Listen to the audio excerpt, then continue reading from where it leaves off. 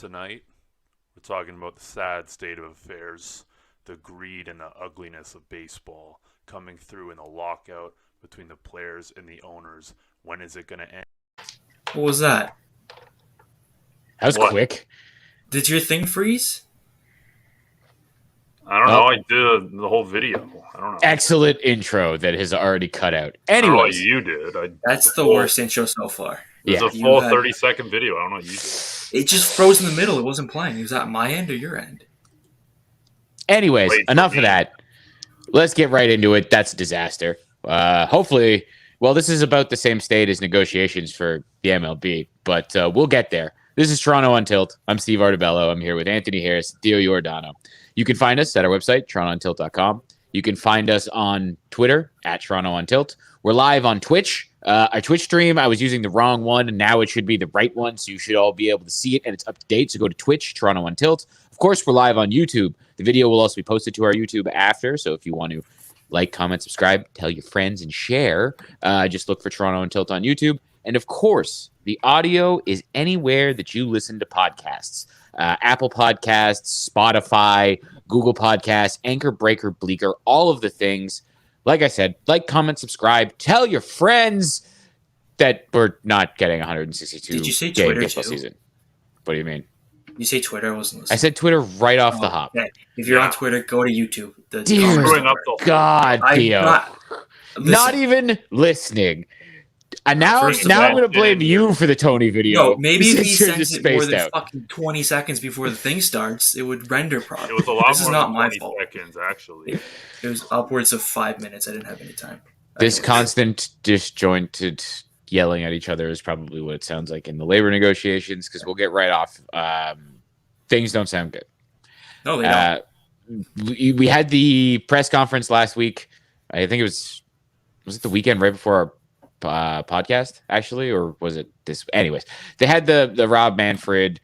He did his whole thing, and they have this great proposition, and it's awesome, and it's going to work for the players. And obviously, that was setting up so that when the players said no, it's a PR battle, and you can be like, well, we had this great thing, and the players could have just accepted it, and we could have baseball. And it's like, well, yeah, the owners could also technically just end the lockout, and we could have baseball, and they could continue to negotiate. And today was the day that pitchers and catchers were supposed to report. On top of that, some of the details. One of the big things today is the MLB has been trying to streamline the minor leagues. They've essentially been trying to kill minor league baseball as we know it. They've cut out massive swaths. Like, entire organizations don't exist already, and now they're trying to streamline it even more, which would lead to about 900 jobs being lost, and the players are pissed. On top of that, there's that whole thing that I don't know if you heard about, where I don't know about you guys, but at jobs that I've worked at, when you're a trainee, you still get paid. But Major League Baseball doesn't think minor league players at spring training should get paid because they're trainees, because it's more valuable to them to be at spring training than it is to the clubs. Now, listen, think about it this way. These guys made an investment that's sinking. They're losing all their income. They should have just bet on the stock market. That's what they should have done. Oh, God, 'cause that too. They don't make any money. These owners. They have to pay minor league players now for spring training. They should be lucky to be there. It's not like all the franchises are worth more than $1 billion. No, that's not. They can't afford it. That's what they're. I know. that was- They're just so hard done by that. Yeah, exactly. The stock market is a better investment than an MLB team. Yeah. I mean, half of these MLB teams, like, they're either hedge fund, like, their money is in the stock and they're doing pretty well. Ask Steve Cohen. Yeah. Like, some of the shit that comes out of Rob Manfred's mouth is just beyond stupid. Like, he's a horrible commissioner, and I will go back to the piece of metal talking about the commissioner's trophy. Like, the dude can't get his foot out of his mouth, and he's a terrible commissioner, and then you have stuff like this. Like, they've been doing this. They've been trying to do this since before the pandemic. The pandemic gave them the ability to start cutting out minor league teams. And in case you're wondering why this is a big deal, like, that's 900 potential players that could be in the union, guys that could have jobs. The MLB's trying to cut jobs big time there and save money. That's what they're trying to do with that. And the players are basically being like, what the hell? and the owners are crying poor by saying that franchises aren't worth a lot of money when the Marlins sold for over $2 billion and it's the Marlins. Like it's really hard to even have this debate because the facts are pretty, like they're facts. They're inarguable facts. No, it's like they could open up their books and prove how poor they are. But the last time they did that, like 30, 40 years ago, it blew up in their face. So that'll never happen again. They'll never open the books because they make too much money. Yeah, exactly. Do you? Yeah, well, I just want to say fuck you, Steve, because I said this back in, was it November, December? I thought they were missing games, and you're saying there's an agreement on the table. January, it's going to come around. When did I say? Maybe it wasn't you. It was someone. Listen, I have never been positive about this because I think this is being run by, like, baseball's in charge of, like, it's being run by the two stupidest people. Like, Tony Clark is a horrible head of the Players Association, and Rob Manfred is an awful commissioner. So it definitely wasn't me. There was someone. Oh, you can look at the tape. It was not me. I don't know if it was. I swear to God, I heard it. I'm not making this up. Someone said they're going to sign in January. This is all just posturing. They have a deal in place. Once the new year comes, this is all going to start going. I don't know if it was you. I guess it wasn't. But I do not have that kind of positivity. No, it was definitely not. It's do you know disgusting. Me? Yeah, and I'm going to find this tape. And I'm going to spend all night doing this. This is a very please. Hostile start to the show, but I will find this tape. Anyways, this isn't the point of this. The point of this is that it's a miserable time.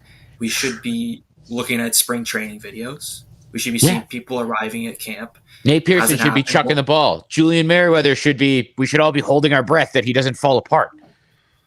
Then we should be talking. Gabriel Moreno should be taking hacks. Jose Ramirez should be in a Blue Jays uniform. Yes. All these things should have been happening right now. Facts. Big facts. But we're sitting here talking about this, and this is why we kind of avoided baseball. Most of these shows, I'm like, I don't even know what to really go in on. But it's the same shit over and over. But we haven't talked about baseball in like 2 months now because it's just the same kind of shit. And I don't know what your prediction is. Like, what do you think this ends up? Like, where are we in May, June? Oh, we're definitely we're definitely missing games. Like I was never like. At the end of the season, I was the one saying that I didn't think there was going to be a season at all because these two sides seem so ridiculous.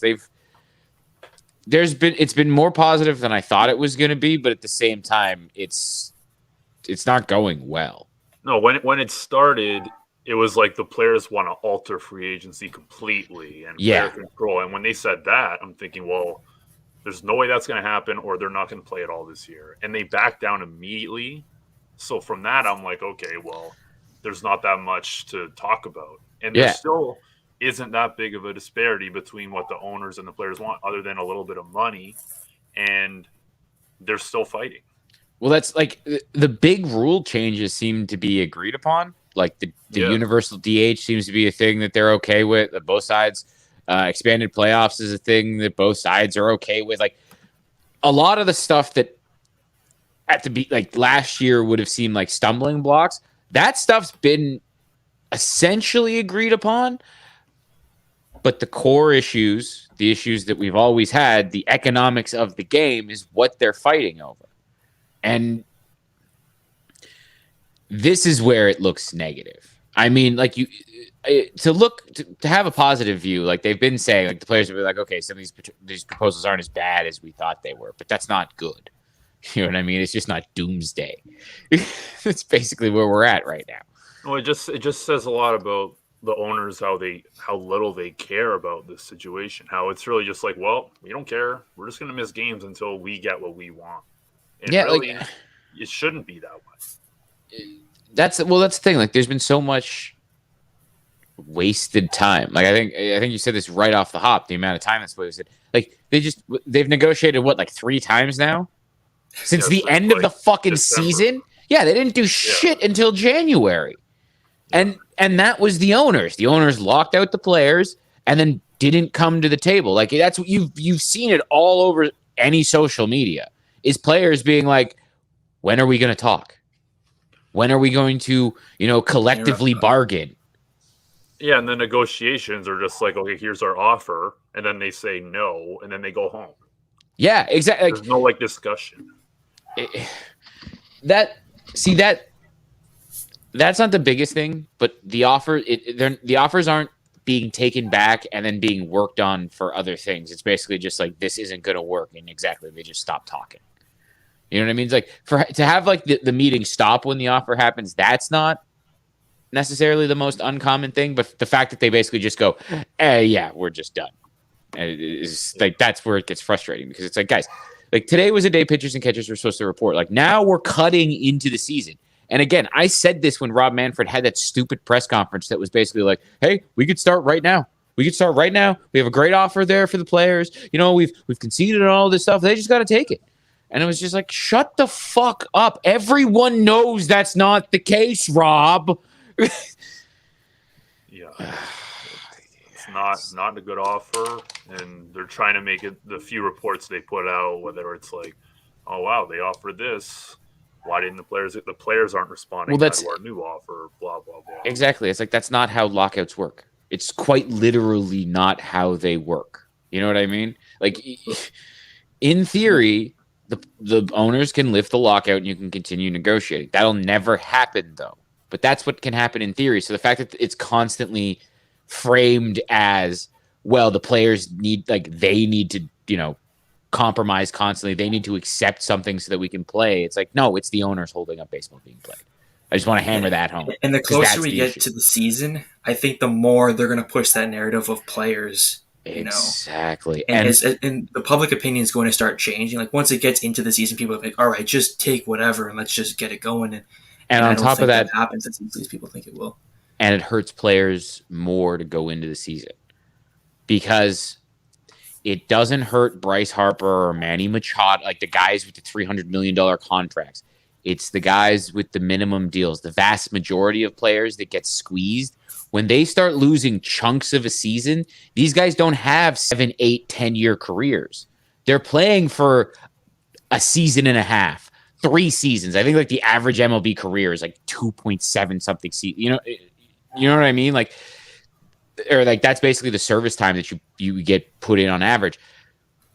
Those are the guys that are hurting. So you're going to see the star players basically being like, solidarity, we need to hold out. But the owners in all of these situations, it's why the NFL union has no power. It's because it's those guys at the bottom that end up cracking because they need the money. And it's even worse in minor league baseball. It's the concessions. It's everything. It's everything around the stadium. We finally are going to get full stadiums this season in Toronto. And you're going to have like a bunch of people who are hoping to come back. Well, yeah. It seems like it's trending that way. Yeah. So you're hoping that like, you know, the people that have already missed a season, like a couple seasons now in Toronto where they couldn't do, you know, have a full job there. Now they're going to have another interruption when it's completely not their fault. And it's ruining. Like I don't know what the perception on baseball is going to be after this, but you got to think it's similar to '94. If it goes to like, it's bad, man. The level it's going to go to. You can't go. Shouldn't get to that level though. The sport can't afford it. Based on where the difference between them isn't that big as it was back then, and they can't lose a season because then you're talking about irreparable damage to the sport if you lose a season. Because baseball's not as strong. Like I love baseball, but baseball's not it's not the NFL. It's not can't fail. Like they make an insane amount of money. The franchises are worth a ton of money, but you don't put product on the field for another season. I don't want to talk about what viewership they were be after that. So much momentum too. Like it felt like last season was Acuna, Tatis, Vlad. Like it was like you got so much momentum going for you. And you just fucked it all up. They still don't understand social media. They don't understand this over copyright issues. Like they're just way too in the past on this kind of thing. And it's just like they got completely lucky with a bunch of young players that want to market themselves. Because baseball is horrible at doing it, and they'll do it themselves. And now, they can't do it themselves because we don't even have fucking baseball. Like, that's how bad baseball is at selling baseball. At this point, just put it on the field, and these guys are entertaining enough, and they can't even get it on the field. Yeah, like, this is how frustrating this is. They'll be back by June, July at the latest. They're not going to miss the whole year. No, but we could realistically be looking at like an 81-game season. Do you know how bad the 60-game season was? Like I know we made the playoffs and everything, but it sucked. Yeah, it's not real baseball. Right? People Like complain about the that's length not of the because of season. the It's just playoff like expansion, and you need to play that's that something many that games. might happen anyways. And that's another thing too, which I don't know if you want to talk about it now. My biggest problem with baseball in the future is the expansion of the playoffs. well, baseball needs playoff expansion. It's the only sport though that needs playoff expansion. Not really. the I don't think so. I think the NBA needs to not have expansion like the play-in games. But yeah, I don't. I think six why would be they the perfect number. expansion? 6 would be the perfect. I don't want 6, but I think that's the cap I would put at for baseball. Like what the NFL did before they expanded. I like the setup you had in the shortened season for playoffs. Except I always want to see the first series be 3 games. I don't like the 1 game. I've never liked that. I want to see the first that wild card series be a 3-game series. But I like the shortened season playoffs was good. I like that extended playoffs because baseball right now. I mean, the Jays are good right now, and they were in a race, but we're from a city that remembers the playoff race being dead and gone, like before August, right? Yeah, like the extra playoff spot allows that. Well, like putting half of each league and half of baseball in the playoffs that are races, the playoff races, really, except for the mediocre teams. Yeah, I agree with Anthony. Like you, I know it's going to happen. Like 500 teams are fighting for the final spot. Yeah, and I don't think baseball needs to be like. Maybe I'm way too old school, but I think like even when your team's on the playoff contention, like I would like it's still a sport you can watch every day. In my opinion, maybe that's just completely backwards thinking and too old school. It's because we're baseball fans though. Like when the team's completely out of it, and like when a team's 10 games out of it in August and they can't sell tickets, like it's kind of hard. This year. You just froze. I didn't hear. Yeah, I didn't hear any of that. Do you think with the NFL did this year, how it was so much excitement, the playoff races came in, and then you saw what teams were like actually trying to get in at the end, and it was like, oh yeah, this is why we want to see the elite of the elite at the end, not these fringe teams. Like, is it? The NFL playoffs started pretty good though. The first wild card was terrible. People forgot about that. There was some shit teams in there, and that's one of my teams was in there. And I'm saying for baseball, it's even more like, okay, you want to reward longevity. You want to reward like the elite of the elite. You don't want to have 82 win teams win the World Series. That just encourages teams not to spend because they can get in by being average. Well, that's the argument. That's the player's argument, and I do agree with that because it puts less money in the system because you can win less games and make the playoffs. But at the same time, I'm looking at it as a good of the entire game thing, and you're keeping more markets engaged. You're keeping more fan bases in game. Like you're putting more butts in the seats, and you're having more people with their eyes on the game because their hometown team is in the race, right? Because baseball's very much a local, like it's about how the local team's doing. It's not really a national sport. So if the local team sucks, a lot of guys aren't going to like switch over or a lot of people aren't just going to switch over and like watch the Angels. You know what I mean? Like that's a great example because the Angels don't get a ton of viewership and they have Mike Trout and Shohei Ohtani. The Angels also never make the playoffs and tend to suck, but you see what I mean? I get, but like they could still see the standings and say they're really like 11th in the league. Are they really sitting there like, oh wow, we have a chance? We've seen some wild shit in the playoffs. Yeah. We've seen some wild shit in playoff baseball. Not most of the time. Checkmate. Yeah, exactly. I mean, we don't have many 83 team. Dude, like remember that Royals team that went all the way? They won like 90 games still. Yeah, but that wasn't like that's not like 102 win fucking Yankees juggernaut. And like those Yankees teams that have won have lost in the playoffs. But I mean, those teams even further down will have even less of a chance of doing that than like the 5th best team in the league, like the Royals were. Baseball, like the way baseball's set up right now is you're gonna have some of the super teams, and you might get a little bit less of that if you have teams making the playoffs on a regular basis, so they don't have to constantly lose their players. You know what I mean? I don't think that changes that though, because guys are still going to leave their teams in free agency because they're not going to spend. Well, no. It like what I'm saying is like they'll retain players because it doesn't like bottoming out doesn't help as much because you can be good and make the playoffs. No, well, we saw. I mean, like, look at Oakland this year. We Like saw Yeah, Oakland, but Oakland's a bad example because Oakland has done this for how long? Oakland has done this exact same thing for how like it's like the Rays. The Rays do the exact same shit, right? Because they don't have money. So the Mariners have never made the playoffs since like 2004. They were selling at the deadline because they knew they weren't going to win the World Series. Yeah, and that was an organizational decision. Well, you think more other teams are going to do that? Well, look what happened to their clubhouse. They kind of especially revolted. with more teams making the playoffs, that would be even more likely. Oh, but like that, the clubhouse basically revolted. You don't remember Seager and all of them losing their minds. You think Jerry like that, and regrets it? Well, then it turned around into them buying players. Like they immediately then turned around and went and bought. Like they bought cheaper. Like when they went got Abraham. Like they went and did stuff after that. No, it wasn't Toro. It was it Jose Alvarado? They went and got was the Phillies reliever. They went and got another reliever. Yeah, that's like a cheap move. The idea with expanding the playoffs is like teams are going to go all the way in more often, and I don't think that's going to be the case. Well, no, teams are still going to think long. Yeah, but it also sets up an opportunity for young teams like that Jays team that made the playoffs in the expanded season. Like that was huge for them. You know what I mean? And a team that's small, like a team like that can make the playoffs at the back end, like, and then it can turn into something and kickstart everything. But this also is just going to justify like 110 game season or something, which makes me more upset because when they say, "Oh, half the league's getting it anyway," why are we playing extra 50 games when we already kind of know, these teams. That's the biggest thing. You already know most of the teams going to playoffs. Like, why are you even watching?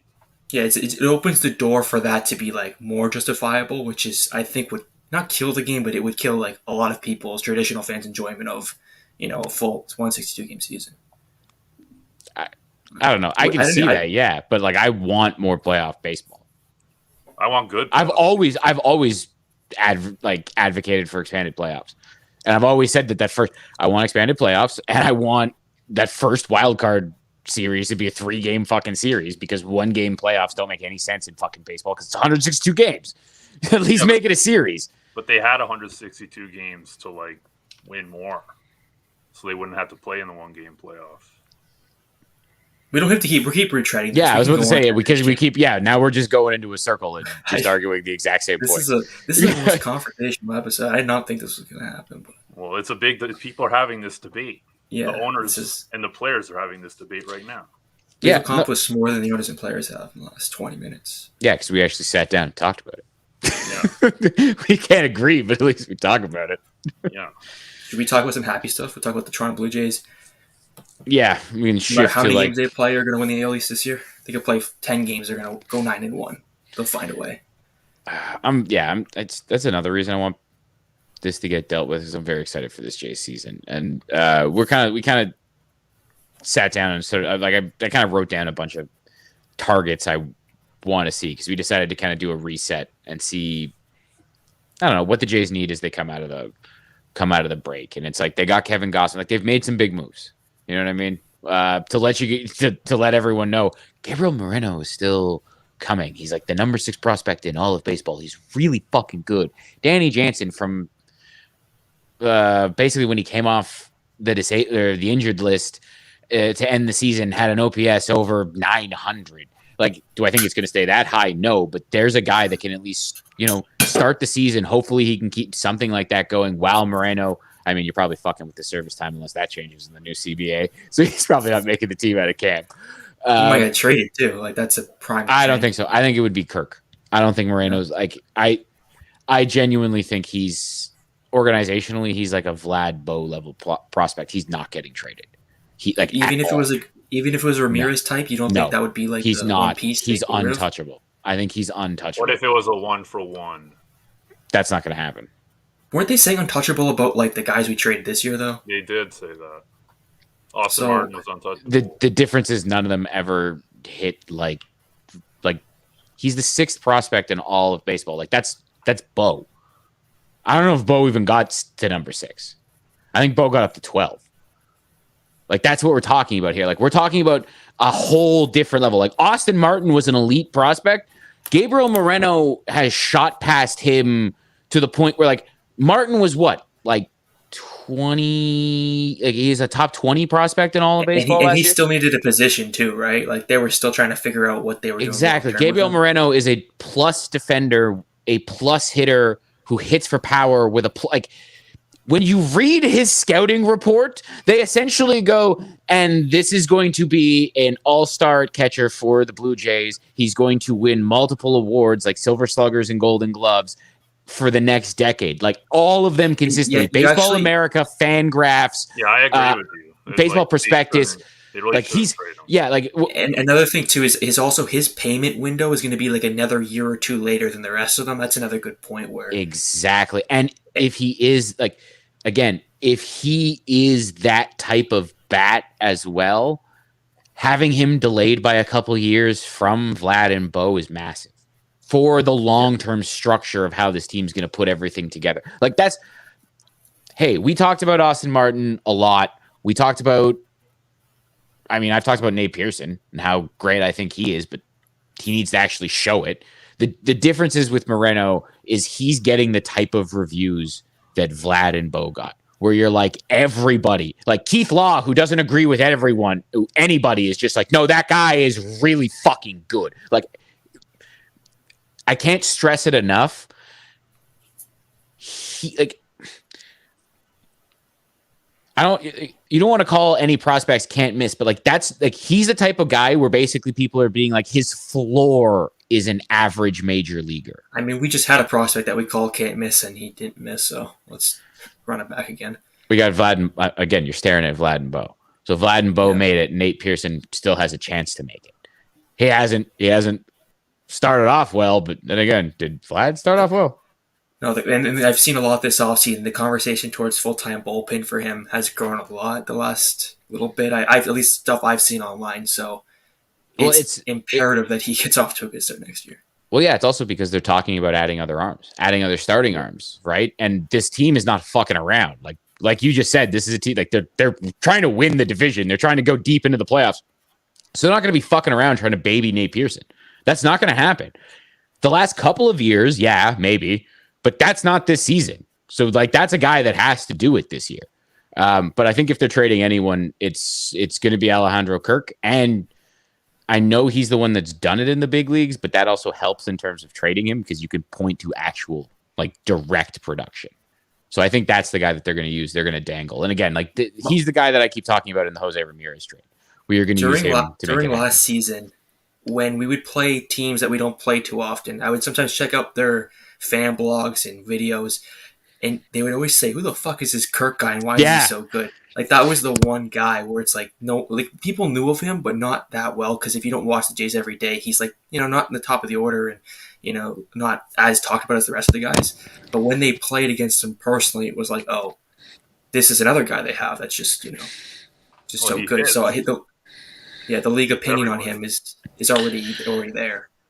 Yeah, like, I think he's a guy that's going to be super valuable. And I'm not even talking about it like I want to get rid of him. I'm just saying that, like, in order to get something, and I keep talking about Jose Ramirez, right? Like, exactly. Like, I keep talking about Jose Ramirez. That's an MVP candidate. Like, if you want something of that kind of quality, you need to give up something of quality. And it's not even just going to be Kirk. It's going to be Kirk and other, like, big things, because if you want good things, you have to trade good things. That's just the way it is.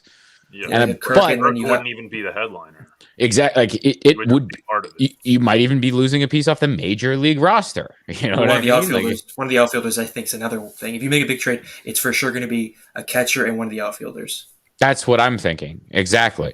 Because we talked about this beforehand, just leads right into it. They need more left-handed bats in the lineup. They need more balance, right? That's why I talk about Jose Ramirez, who's a switch hitter. But it's another reason you should move one of the outfielders, because then you can replace them with, I mean, ideally, we've talked about this before, Conforto, Schwarber, maybe Eddie Rosario. If you can't get anyone, I wouldn't mind bringing Corey Dickerson back, even as a platoon guy in an outfield spot. I actually don't mind him. No, I think that's my, like, ideal fourth outfielder. Yeah. Because he can DH, he can play the corners. Like, I mean, you can stick him in center. You really don't want to, but in a pinch, you can, right? So he's a useful guy. Like Corey Dickerson's a super useful guy. And then on the infield, I mean, again, I want them to trade. Well, there's also Alex Dickerson from the Giants. But that's if he goes back to the Giants, how that works. But that's another left-handed bat that's interesting. If you don't get Jose Ramirez, like Brad Miller's kind of interesting to me. I'm glad Kyle Seager retired so they can't sign him. I'm so happy. So happy. Well, he was staring at the prospect of signing with the Blue Jays, and he decided to retire. That's what happened. The last two off seasons, we've had guys where he didn't want to move here. Remember last year, it was LeMahieu, where everyone it seemed like the Jays fan base was like all about it, and we were like, "Don't please, dear God, no." Well, I was Seager this year. Too. Yeah. Oh yeah. I was nervous, and same with Seager this year. I'm like, that can't be the starting there. Don't do that. Don't do that. Yeah, exactly. And I'm glad they didn't. But yeah, I want them to trade for someone. So I want J Ram. But Brad Miller interests me because you could platoon him with Espinal and have Espinal play against, have him play against lefties, have him come in late in games to replace Brad Miller. Brad Miller's a lefty bat. He's done a lot better with the Phillies just playing against right-handed pitching, where they've basically been like, listen, you can't hit lefties. We learned that. Fuck it. You don't have to. He provides a whole bunch of pop, and he's been solid. He hasn't been a great third baseman, but he's been reliable. Like Biggio, move him to second base. I think the third base thing is dead. At least I hope so. I also want to talk about that. I want Josh Donaldson. That's if we don't get Ramirez, I want Josh Donaldson back. I'd be interested in that, but I was all about that at the deadline this year. If the Twins are like want to shed salary for whatever reason, because he still has a lot left. Yeah, because they signed him to a 3-year deal, right? Last year. I think it was. So he's still got 2 years. Well, it might have even been a 4-year deal. So he's got at least 2 or 3 years. It was a 4-year, I think. Let me look that up. I wouldn't mind it. The injury concerns are like the injury, like that's concerning. Considering that calf injury has not gone away. Like it's. Did he play how many games did he play last year? He played like 130 games. Oh, wow, yeah, it was a 4-year, $92 million deal. Whew, he's got 3 years left on that. This year and 2 more after. So that should limit the price to a certain degree. But it doesn't matter if our front office wants to bring him back. I also don't know if you want to give him that much money. If they wanted to give him that much money, I think they might have given him that much money. They should have. What do you think the organization thinks of Espinal? Because that's the guy who really went off at the end of last season, and I think a lot of fans really like, and I don't know what his playing time's going to look like this year, but I think he's like he's our most useful bench piece at the very least. Yeah, like he looked like, he's going to be good defensively because he can play all over the infield, and he's a shortstop. Like he's a true shortstop, and he's really like he can really pick it at second, at short, at third. He had a really good offensive year last year.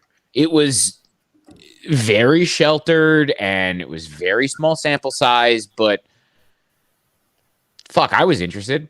He looked legitimate against left-handed pitching. Like that, like he looked like someone at worst case scenario that could carve a spot as a guy that hits left-handed pitching and plays defense, and you can always use that. And I think that's at worst what you might have in Santiago Espinal. It also might be what you have at best, but you can use that. It'd be interesting to see if they give him run. I think this team's in win now mode, so I'd like something more of a sure thing. But having him for depth in 162, well, they're not going to play 162 games this year, but at some point, if they play 162 fucking games, it really helps to have Espinal around because he's going to, like, guys are going to get hurt. Guys are going to need days off. And if you have another guy that can play, that's huge. I don't know if he's a starter. I don't know if that's a guy that plays every single day, but I definitely think he's a useful piece that can be a part-time player. I don't know if they're going to give him that run, though, because, again, it's win now time. It's not like a couple of years ago where you're like, oh, yeah, we can give him that time because we don't know what we are, right? Like, let him sink or swim.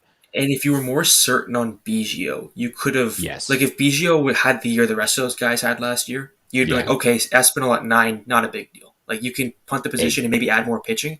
But now that Biggio could blow up to next year.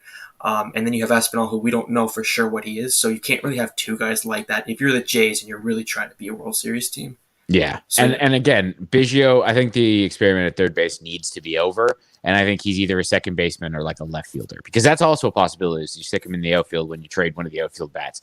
I'd rather see him at second base because that's kind of like, it's not like he looked like he was a Gold Glove second baseman. That kind of looked like he was the most comfortable.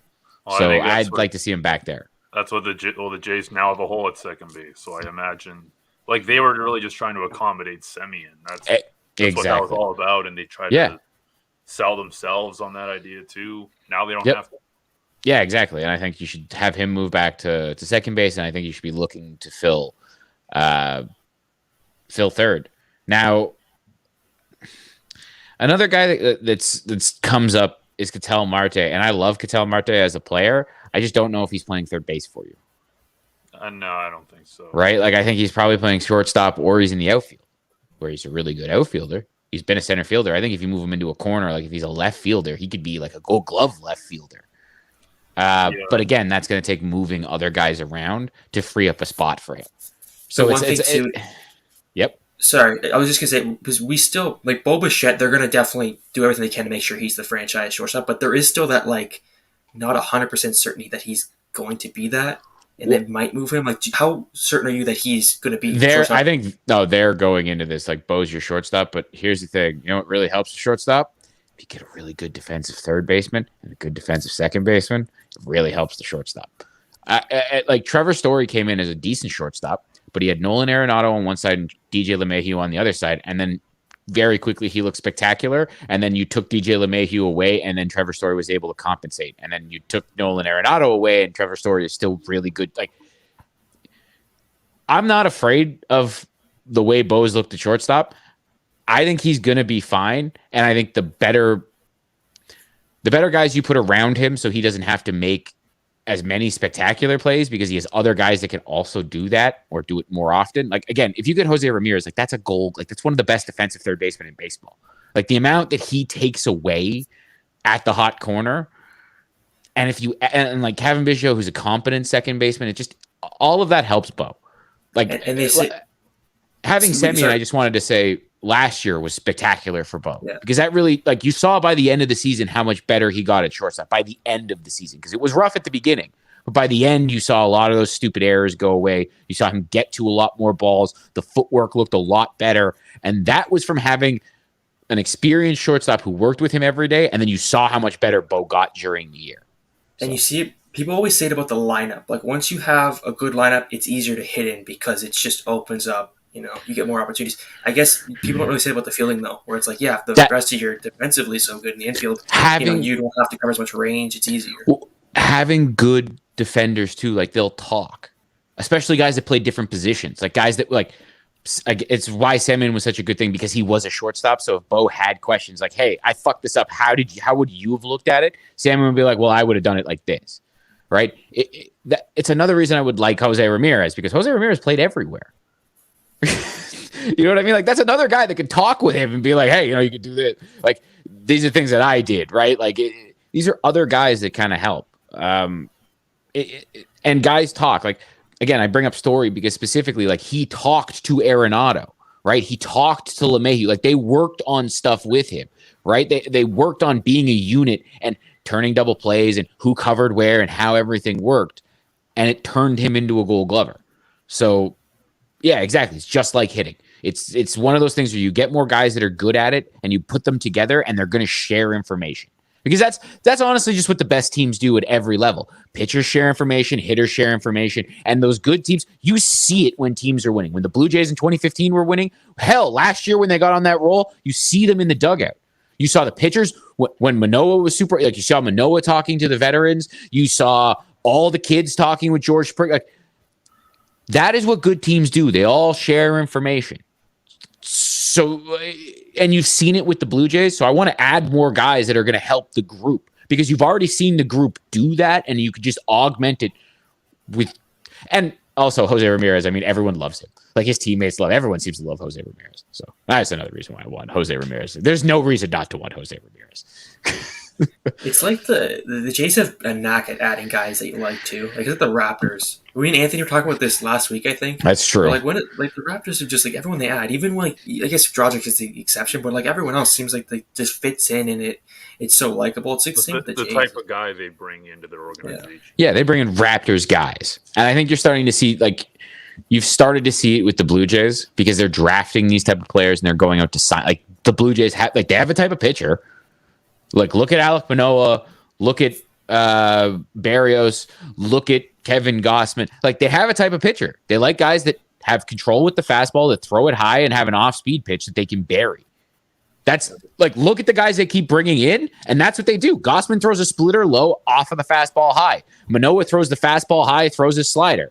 Well, Noah's also learning to throw everything. And then Barrios, 4-seam fastball high and that wicked curveball slider thing that he throws.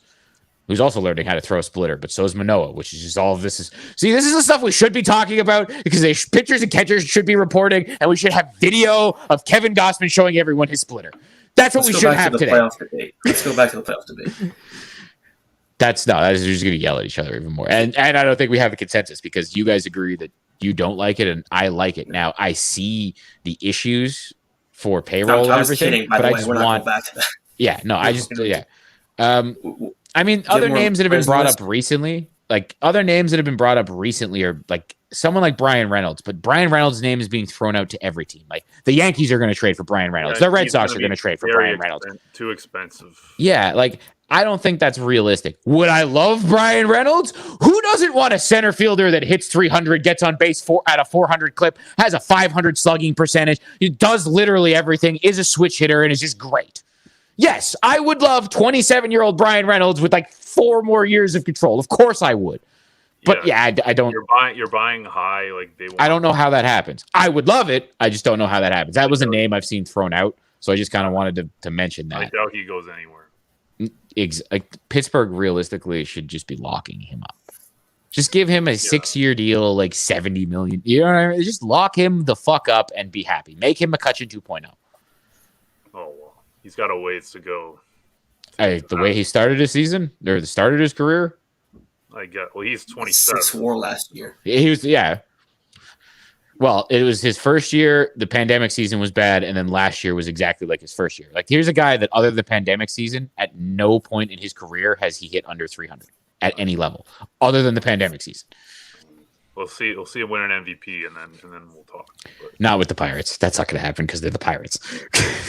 They're not good. Anthony's a big McCutchen guy. I'm just kind of looking at my list now. Like we've talked about Conforto. I would like to see Carlos Rodon. Did we mention that, or did we talk about that beforehand? We briefly did. I was going to ask about the rotation because we were talking about Pearson and projecting what he was going to be, but we were just saying also, like, if you can add to this rotation, you do it, and you just make Pearson try to figure out in the bullpen, or you say you have to earn that 5 spot. So we could talk. Like, if Rodon comes in, where does he slot in this rotation? Well, based on last year, like he's number 2, 3 starter. Like he was an ace last year. I don't like. Is he going to stay healthy? Is he going to live up to that? But I mean, if you add Carlos Rodon, like, okay, so how does he slot in? You have Gossman, Barrios, Manoah, Ryu. You got Ryu. He's probably 4th. And then I get he'd be above Ryu for me. He's definitely above Ryu for me. Yeah, that's why he'd be 4th. He'd probably be 3rd just based on experience. You know what I mean? Like they might move. They drop Manoah to control his innings so that he doesn't you might do that with Manoah where he's your 5th starter, but that's only because he's going to pitch. They expect him to pitch the entire season, and you have him as the 5th starter to kind of manage his starts if you needed to skip What kind of term could you get for Rodon? Because Rodon is a guy who's trying to prove that he's not a fluke. Like, could you get a 2-3 year deal? Like, that would be perfect if you get like a 1 year deal. I wonder if he would take a 1 year deal to prove. See, because that's the thing with Rodon. Does he want some certainty? Does he want like a 3-year, 4-year deal at a lower AAV? Because here's the thing: if he took a 1 year deal and he pulled the Robbie Ray, like if he did what he did last year on a 1 year deal, he's getting Robbie Ray's contract. It's just he's literally never been able to do that before. Now, he's only getting a 1-year deal. But what I would like to say, though, is the reason I would feel super comfortable giving him the 1-year deal, and even like the 3-year deal is purely injuries for me, because last year when you looked at him, he was a different pitcher. He was throwing with increased velocity. His slider was like everything was harder with him, and it showed. His stuff was just filthy. It was absolutely nasty. He's never been a guy that's thrown like that before, and it happened, and he carried it all season. There were injuries, because there are injuries with him. And again, he hadn't pitched basically in 2 years and then did that. So I would feel very comfortable because the upside with him is enormous. It's so huge. And again, if you have Pearson, well, if Ryu or Rodon get hurt or need to be skipped to start, it's not the worst thing to have Pearson in the bullpen who can start for 4 or 5 innings, if that's what you do with him, if you're not using him as a starter, or if he loses the starting job in spring, because that's also possible. Maybe he just loses the starting job in spring and he just becomes a dominant reliever. Maybe he's nothing. Maybe he's just a busted prospect. But a guy that throws like that, I feel has a role somewhere. And we saw it at the end of the season. To be fully honest, it's not like we've never seen it from Nate Pearson, because down the stretch there in September, was he not one of their best relievers? Like in that Yankee series, when we were hoping that they would win, seeing Nate Pearson, you were confident. Yeah, because he was really similar. It's a similar career arc to Aaron Sanchez so far. And my thing with Aaron Sanchez when he was happening, I was like, I wanted him to go to the bullpen earlier than most, because it was like, okay, this guy's been able to stay healthy. He is showing out of the bullpen he can be an elite reliever. Like, let's just take that and that'll be what we have. That's the thing we got to see with Pearson. Like, I think his upside's a lot higher, but you do have to at one point figure out what you want to do with him and not go too long, because if you go too long, then it's like, okay, you've ruined him and now he's not going to get anywhere. You can't keep betting on potential. This is the year. He's a starter or he's a reliever. This is the year. You can't really fuck around anymore, especially as the Blue Jays. He's thrown 180 innings last 5 years or something. Like, that's what you want a year. You don't want that in 5 years. Exactly. No, exactly. So he's got to pitch, and he's got to pitch better. I guess the last thing, because like Rodon, I'm interested in. Kikuchi, I'm not that interested in. If they sign him for a year, okay, but it doesn't get me excited in any way, shape, or form. It's just innings, and you're just getting a guy. Well, that's all they would need him for anyways. And he better be cheap. They already have the top guys. Yeah, well, he's a 5th starter at that point. Ryu's your 4th, and he's the 5th starter. Yeah, I'd like that. It could be worse. We got Ross Stripling as the swing guy, because ideally he's not in the bullpen, or he's not in the rotation. A random 2 months to throw 6 innings, 3 runs every game. Exactly. Like, yeah, and then like, your starter gets blown up. Ross comes in for 3 or 4 innings and hopefully keeps you in it. Right, and this offense, the way it is, if he can keep you in it, they might come back and win. Just in terms of relievers, names that I would be interested in, because, I mean, I don't want to see them sign Kenley Jansen. Like, I don't want to see them throw any big money at anyone stupid. Like, what I would like to see, maybe Rosenthal, because you could probably get him on a short-term deal. Alex Colomé, he started really badly and then was locked down for the Twins. Like, he went back to what he normally was at the end of the season. Jake Diekman's always been great for me. I like him a lot. And Colin McHugh. Jake Diekman just looks like a really good reliever. He's like 6'6". He's super skinny. He's all arms and legs. He throws like 99. He's a lefty. Throws a 99-mile-an-hour two-seamer that's like fucking hitting a bowling ball. Like, that's just an arm you want around. I've always been a big fan of Jake Diekman. And Colin McHugh out of the bullpen's great. You've seen him go multiple innings. That slider is gross. It's really gross. So those are guys I think they should look at. Do you guys have anyone else? Well, third base, Bryant's still out there, but I doubt they're going to give him that much money. I'm interested, but that's the thing. Exactly. And Trevor Story, hey, I'm interested, but he's told teams that he's a shortstop. Yeah. Would I rather him play shortstop than Bo Bichette? Yes, but that's also not going to happen. Just for 1 year, then it's not going to happen. They're not going to, And Chapman could be a good one, too. I don't want him. I don't love him. I don't want to break the bank for him. And that's he's one the same age as Chris Bryant. Yeah, he was a late bloomer though. Exactly. I'd be interested in Chapman if Chapman came with one of the starters. Yeah. Right? Sure. Right? Like if you could get one of those starters out of there, Sean Manaea or Frankie Montas or like any of those guys, I'm in. Even I'm Matt very Olson. in. Just fuck it. Throw Matt Olson in. Well, it's like the Freddie Freeman thing. Fuck it. Get him. We'll Move find back. a spot Move for Vlad to third. We'll figure it out. Dingers. I'll make him a full-time DH if we had Olson. I don't give a shit. Fuck it. Let's do it. Freddie's going to the Dodgers, and the Braves are going to trade for Olson to replace him. That's what's going to happen.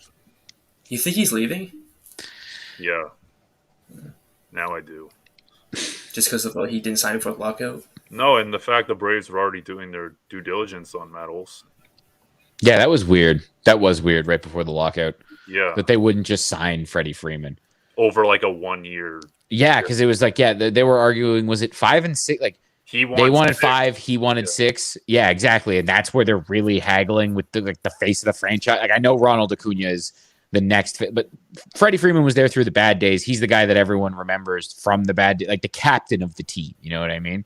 Yeah. Like the emotional leader. Like, pay the man. He doesn't give a fuck about that. And he's Canadian. Take care of the Canadian. You sign it or you don't. Yeah, fucking A. Well, this is what could have happened. This is people who were all big Anthopoulos fans. I mean, he literally won a World Series last year. Yes, facts. So, facts. He's still winning.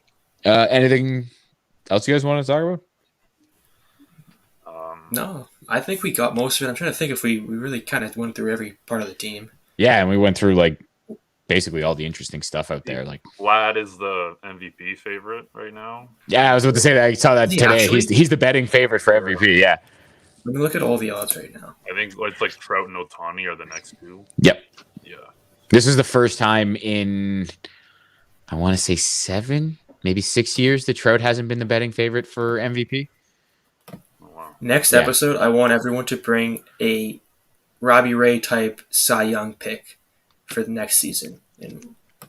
Because we could have got like 100-1, I think, before the season. It was baby. Crazy. Yeah, but I'm not going to lie. Until I saw him in spring training, I had no hope for that signing. And even in spring, That was bound to happen eventually. It was about time. It was overdue. I like I want to pull up this MVP list. You almost made it a whole show. I was going to say, almost made it the whole fucking show. We were just about to close it out, and then that happens. But I guess that's a sign. So we should probably stop. Yeah. That's it for this episode of Toronto on Tilt. I'm Steve Artabello. As always, I'm here with Anthony Harris and Theo Giordano.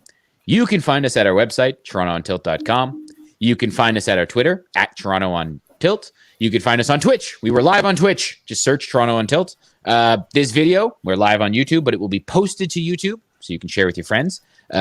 Just search for Toronto on Tilt as always. And of course, the audio for this podcast will be up shortly. I will have it anywhere that you listen to podcasts. That's Spotify, Google, Apple Podcasts, Anchor, Breaker, Bleaker, all of the things. Like, comment, subscribe, tell your friends. The Blue Jays are going to be good. Hopefully they make some moves because hopefully we get a season, but that's not looking good.